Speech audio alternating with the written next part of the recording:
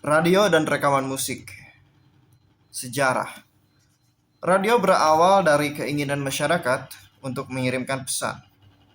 Biro Iklan menyadari bahwa radio merupakan media yang tepat untuk beriklan, di mana iklan membantu ekonomi radio. Munculnya televisi menghambat perkembangan radio FM. Perubahan jaringan dan program mendorong radio untuk menggantungkan diri pada bisnis rekaman. TV mengambil alih fungsi hiburan yang diberikan oleh radio dan menyebabkan perubahan pada radio, seperti isi, ekonomi, dan fungsi radio. Berbagai usaha dilakukan stasiun radio untuk tetap menarik para pendengar, seperti adanya acara Top 40, ulasan penjualan album dan lagu-lagu baru. Setelah kesuksesan ini, berbagai jenis musik disiarkan radio dan memunculkan istilah DJ atau disc jockey yang memutarkan lagu di radio, di mana DJ digunakan industri rekaman untuk meningkatkan penjualan album atau lagu.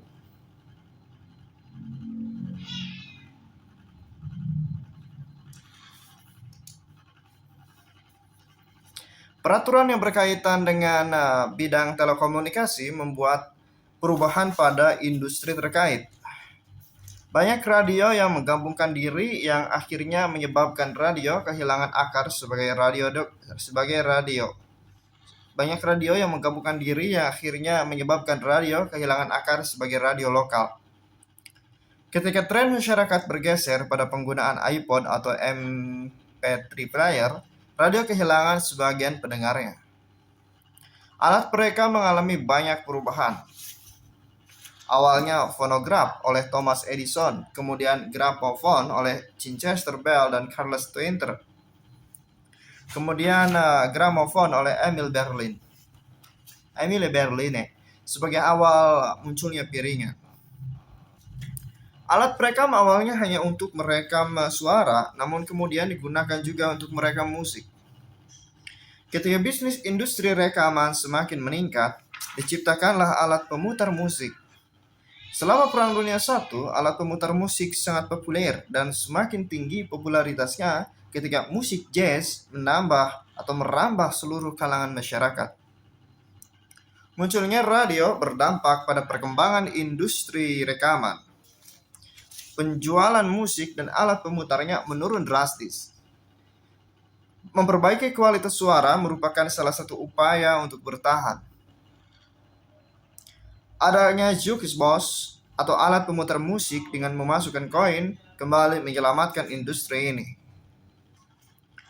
Perubahan kondisi membuat industri rekaman terus berupaya melakukan perbaikan, memberikan musik gratis kepada radio dengan harapan dapat diputar dan didengar oleh masyarakat, juga merupakan cara agar dapat bertahan. Inilah awal dari hubungan yang saling menguntungkan, baik bagi radio maupun industri rekaman itu sendiri. Munculnya TV pun ikut berimbas bagi industri rekaman. Perkembangan terbesar dalam industri rekaman terjadi ketika muncul alat pemutar musik dengan format MP3, di mana masyarakat cenderung mengunduh lagu daripada membeli kaset atau CD. Hal ini membuat industri rekaman memperjualbelikan produk dengan format baru secara online. Dampaknya adalah pembajakan yang merugikan industri rekaman ataupun artis yang bersangkutan.